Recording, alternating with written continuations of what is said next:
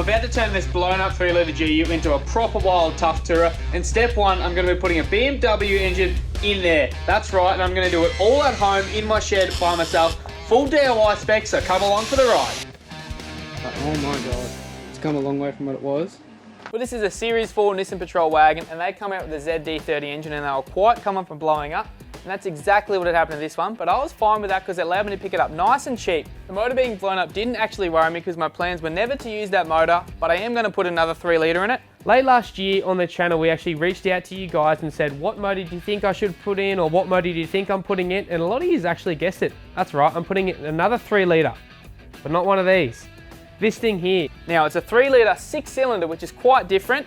They're commonly found in a BMW X5, they're called an M57. And another cool thing about this is I'm going to make it to a 6-speed automatic gearbox, so it's going to be super smooth to drive. Another thing I really liked about this motor is you don't have to go changing heaps of stuff. So on standard injectors and a standard turbo, I'm going to be able to make around 700 newton meters, maybe more, and probably about 250 horsepower. And I can make this to a 6-speed auto, so it's going to be super nice to drive and have a fair bit of go, I reckon. And the best part is, it suits my budget. I picked this up super cheap. The most expensive part of this conversion so far has been the adapter plates and everything, so it's very budget friendly. But of course, this didn't all start here, so let me take you right back to the beginning when I wheeled this thing in the shed and started working on it, and I'm going to bring you guys along for the ride. Well, this GU's certainly done some tough trips and some big hard kilometres in the Australian outback. One thing I sort of looked for when I was buying it was the paint isn't perfect, I'm fine with that, but the panels are very straight, which is quite uncommon for me, so hopefully I can keep them that way because these GUs are a fair bit wider than the GQ, and I reckon by the end of it, once I finish leaning over the guards and doing all the work on it, I might even have to give it a paint job. Well, the inside of the big GU is actually pretty clean. I reckon a bit of a vacuum and some upholstery cleaner will come up smicko, maybe some nice seat covers. The dash has got a typical Nissan thing, Series 4 dashes, always bubbled in the sun. It was actually a factory recall, so I'll have to replace this. That'll be a fun job, but luckily for me, I've got to pull this out to do some wiring anyway. So new dash, some seat covers, bit of a clean up in here, and it'll be a lot more cleaner than the GQ, I reckon. Might even smell better. Well, we're at the back of the big GU, and I've got something pretty special to show you in here. The touring setup's already got. Have a go at this. Fridge slide, drop down table. It's state of the art really, but actually I might change this, I reckon. I still haven't decided if I'm going to put the fridge on the second row seater in the very back just for weight reasons, but I'm going to throw to you guys. If you've got any good sort of lightweight touring setups in the back of your wagons, let me know in the comments because I'm keen for some ideas. But that's pretty much a look around the GU, and I'm keen to get into it, so let's start this build. Well, that's it. GU's in the shed for a while now, parked up beside the junk car. Motor, there's the new gearbox. Gonna be exciting. Got a little bit carried away, got to send the loom off soon. So I pulled all the loom out of the engine bay and up under here, out of the ECU under there.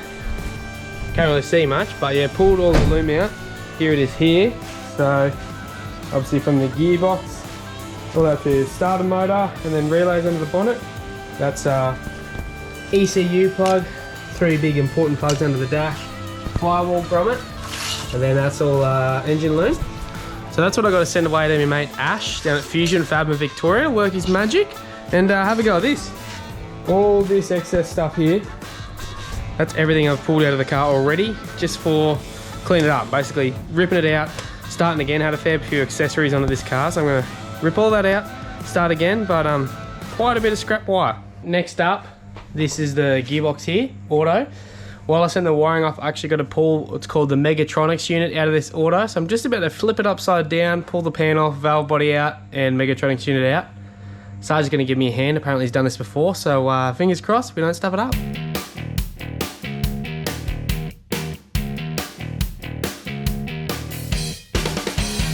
$7:26 on a Sunday night, and I'm out in the shed playing cars. Got to get all my loom sent off. Part of the loom I've got to send off is actually the Megatronics out of the gearbox, so it's a bit above my pay grade. Down here, pulling the valve body out of the ZF gearbox. It's a different combo we're going for. It's full electronic ZF with the cast iron engine. So I've got this unbolted. Hold that with my legs for you. And then there's the whole valve body, but oh, it is gonna make a mess. On top here is the Megatronics unit. As you can see, it's got a big plug there. I need to send that away, and that needs to get programmed with the ECU. So I rip that off, box it up with all my loom, and send it off, and we should be shifting gears in no time.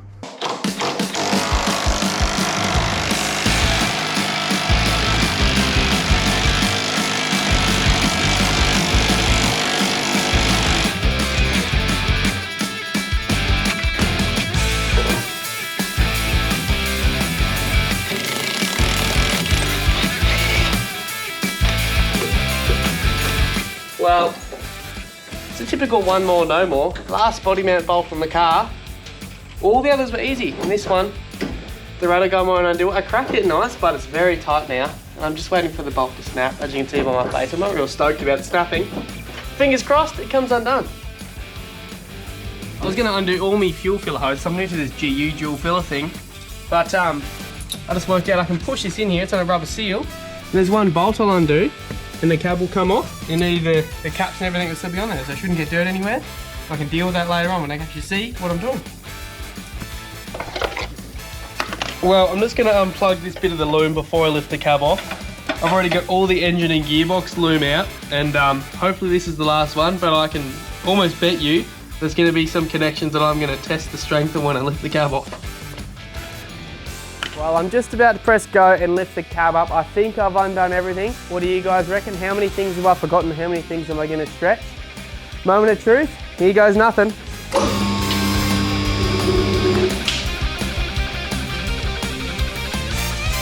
Well, these holes were super tight because these bolts actually broke. So I just had to give it a little bit of a helping hand, but the front's free. I can see the second body mount, so we're looking good so far. Oh. That's the first thing I've forgotten to undo. This rear bumper, I knew it was going to stay on the chassis, but it's connected to the body here, so looks like 2 bolts on each side. That's 4 points down for me. Oh, I missed one bolt. I've actually popped the fuel hose off here. Other than that, it's looking okay. Couple things falling down, but nothing more connected.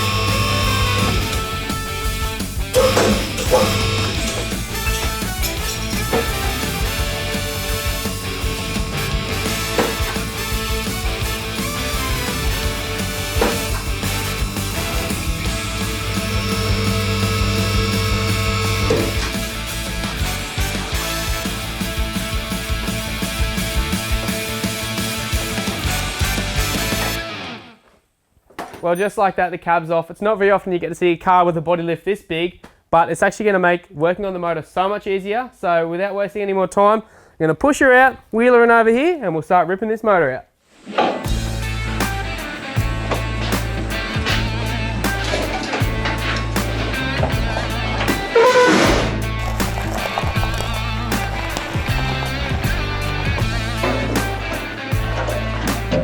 Where's Jocko when you need him?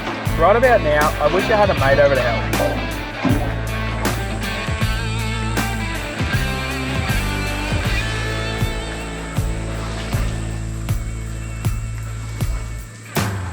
Oh, the cab's off, and you're probably wondering, Jesse, why have you pulled the cab off just to do a motor conversion?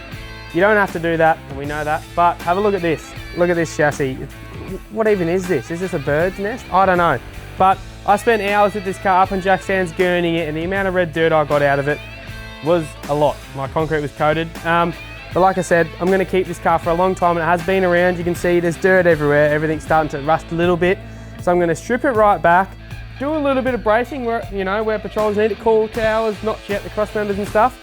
And then I'm going to give it a nice coat of Raptor, nice and thick, protect it for a long time to come.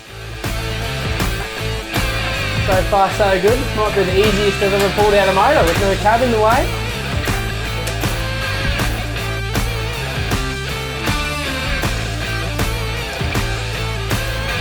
It's as simple as that. A few bolts here and there and the engine and gearbox are out. Well, another cool thing about this M57 conversion, if you got yourself a ZD30 patrol, is you've only got to change one mount. So the left-hand mount here bolts right up to the motor, happy days. The right-hand one you've got to change because of turbo location. So you've got to chop that off, and this is the new one here. You've got to sit on and weld on. So I'm going to weld this on before I paint all the chassis. So I'll weld this on, prime it up, Raptor it, and it will look like it's meant to be.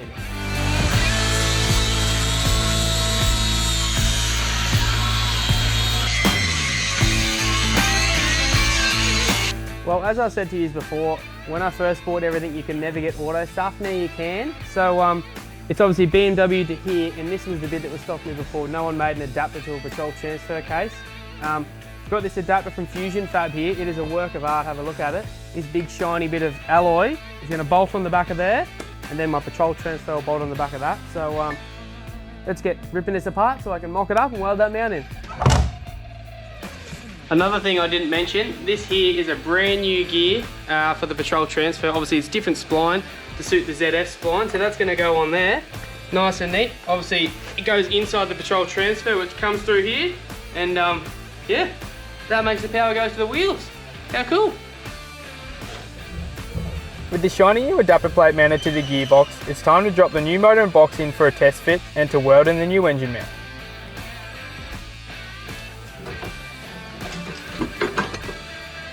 Here we go. It's going to be a tight fit, but it's very well made, so hopefully my weld's hold up when I weld it on. Well, I tell you what, I've had a fair bit of a crack today. Got further than I thought. Cab's off, ZD30's over there in a trolley, new motor's in, gearbox is in, adapter's on, it's all mounted up, ready to put this mount on. Obviously, I wasn't quite sure where it's going to go, so I've just got to mark it. I'm going to lift the motor up, grind it back, tack it on, motor back out, and then on to the next thing. I'm going to fully strip the chassis down, give it a spruce up, bit of bracing, nice coat of Raptor. There's a lot of work to do, so how about we get into it, eh? Well, Saturday morning down the shed, got the GU up on the hoist still. That means one thing, chassis out there, ready to get some work done to it today. So, gonna get a bit of a birthday, as you can see here. Picked up a fair bit of bracing to go on the diffs in the chassis, some extra steel, some brackets for some long arms and slider mounts, some Raptor to make it look beauty. So let's get stuck in with it. Well, after a bit of noise and making a few sparks, this first mounts off. Making way for the long arm mount. Making progress. Well, what I've got here is I've got the old arm out of the GU and the new long arm. It's not so new, as you can see. It's probably a bit second-hand and rusty, but I've had these sitting around for a while out of one of my old cars. I was actually going to throw them in the junker, but I thought it's the perfect time to put them in the GU. Bare chassis, the job will be a hell of a lot easier. So obviously they're roughly 300mm longer, so I'm going to take a measurement of this one, a measurement of this one, and while I'm going to put them in, I'm actually going to push the diff back about 10mm, just to centralise it in the guard and give it a bit of more clearance for the bigger tyres I'm going to run. The beauty of these long arms on a GU, GQ, any sort of patrol is they sort of prevent rear steer, definitely help when you're climbing. The back diff doesn't want to drive under the car as much, and when you've got big shocks and you've got big wheel travel, the pinion angle obviously doesn't change as much during flex, so pinion angle is actually quite important for getting traction. Mightn't seem like it, but it is. So with these moved back a little bit and some adjustable uppers to correct the angle, it's hopefully going to drive the tough stuff with ease. Hopefully I don't have to beat on my good car as hard as I beat on this junker. Well, this is definitely the type of thing you want to measure twice and definitely cut once. So little trick I've got here is so you can line the arms up nicely. Stick a bolt in there so they're lined up. Stick a bolt in here. Get your tape ready. And slide your tape under there hard on the bolt. You get your measurement of how much longer it is. And obviously, because you're going off the end of the bolt, you're going off the end of the bush. So 290mm longer. We go out here, drilled the holes. This is the thing you don't really want to stuff up. So I recommend getting a ruler. It's a bit more accurate than a tape. You measure how much longer the arm is, and then you take into account how far back you want the diff. I used a nice hole saw with a bit of cutting compound, and that's the new crush tube through the chassis. So very nice little job. Beautiful. Time to put these mounts up here. That gets welded on there like that, and Bob's your uncle. So I've got the clamp holding this up from the bottom, got the bolt in there holding this little crush tube which stimulates the bush, and that's in there, spaced correctly. Pretty much ready to weld on.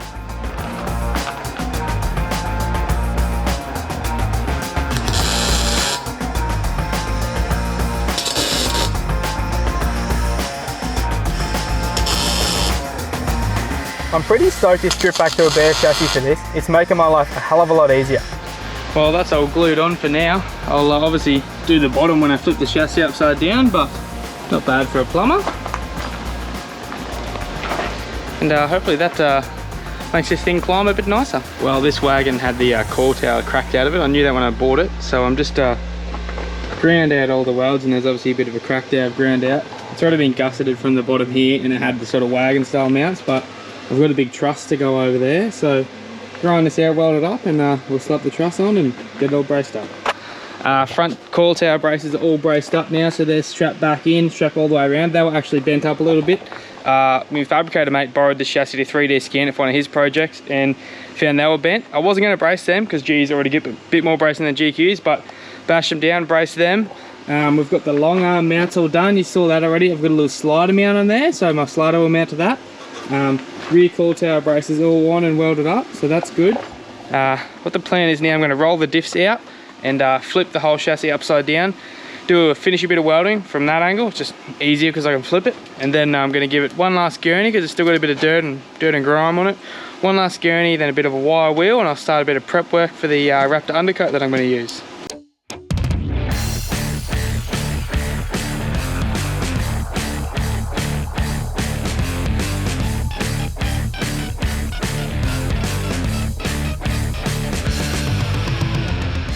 I've wire wheeled the whole thing and put this adhesive promoter on, and basically what that does is just help the paint stick.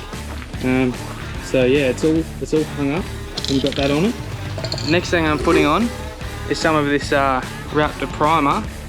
It's an anti-corrosive epoxy primer, so up to two pack. Goes nice and hard with a hardener in it. And the best thing about this is obviously because I haven't sandblasted the chassis, it's still got some blemishes and stuff on there. I've wire wheeled it as best I could. Put the adhesion promoter on, and this stuff, if there is any rust, it treats it as it gets painted over it. So hopefully, once I paint that thing up, it's good for many years to come.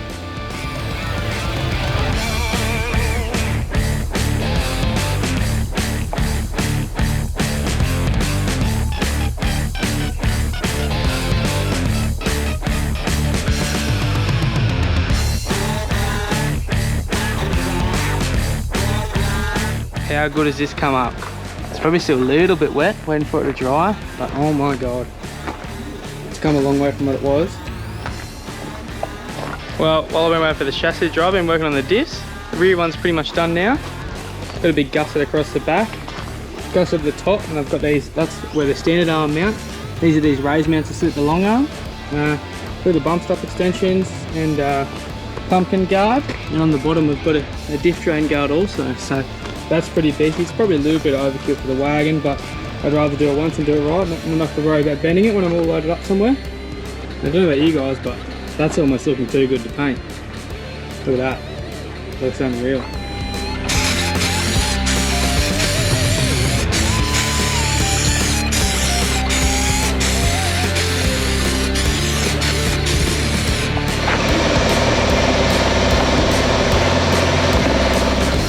Now that the primer's dry, it's time to prep the Raptor. Mix the paint, add the hardener, pour it into the spray gun, and we're good to go.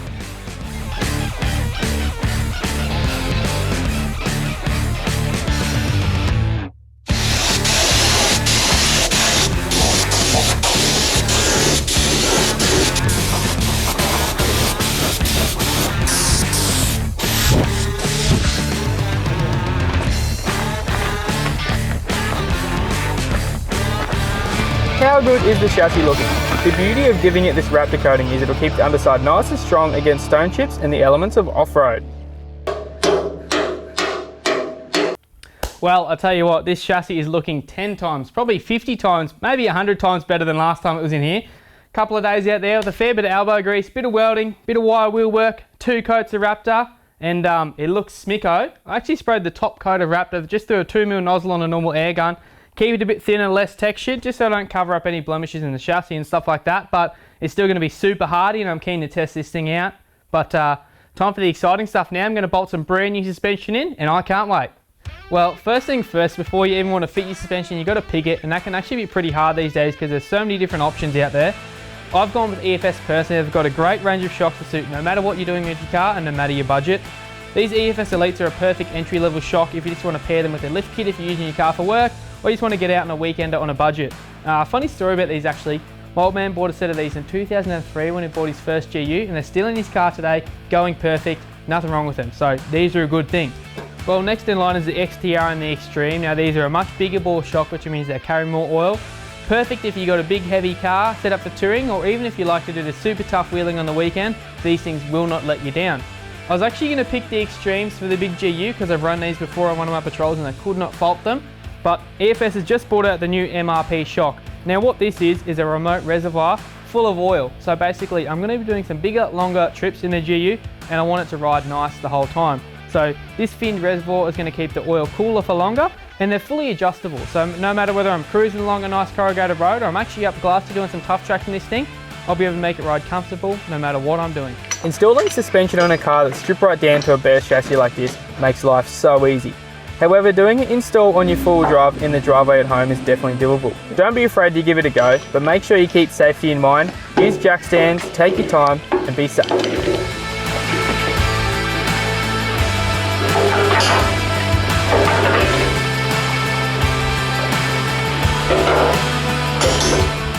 Well, I've picked a set of 3-inch coils for the big GU to keep it all nice and legal, and these things are load rated to the exact accessories I'm going to run in this thing, so it should be sitting perfect when it's all finished. Another good thing about these EFS coils is no matter what lift height you want to run, there's heaps of different load rating options, so picking a coil for your car is made super easy.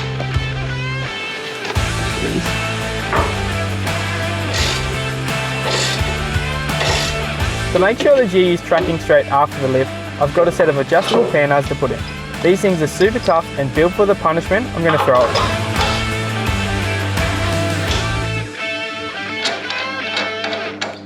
Well, the new shocks are in the GU and how good do they look? Pretty flash if you ask me. Super keen to actually get out in the tracks and try these things out. They've got compression adjustments here, and on the bottom of the shaft on all the shocks, they've got rebound adjustments. So I should be able to fine tune these and get the GU riding pretty darn smooth. Just for now, I'm not going to mount these reservoirs just until the cab's back on, just so I know that nothing's in the way. But yeah, tell you what, I'm keen to get out in the tracks and try these things. Couple little tips for you if you're going to do an install at home is anti-seize everything. Anything that slides on or has got a nut on it, anti-seize it. Trust me, you'll be thanking yourself later if you ever got to pull the car apart. Also, another handy tip is don't tighten any of your suspension bushes until your car's at ride height. So if you're doing it on a hoist, bare chassis, even on jack stands in your driveway, don't tighten any of that sort of stuff till the car's back off on its own weight on its wheels. That way the crush tube in your bush will be at the correct height when you tighten it up and your bush won't wear out super quick. Also, most importantly, the last one I'm going to say is don't be afraid to use jack stands and safety. Obviously, a car's a lot heavier than you are and you're not going to be able to lift that thing if it falls on you. So just take your time, be safe, and anti-seize everything.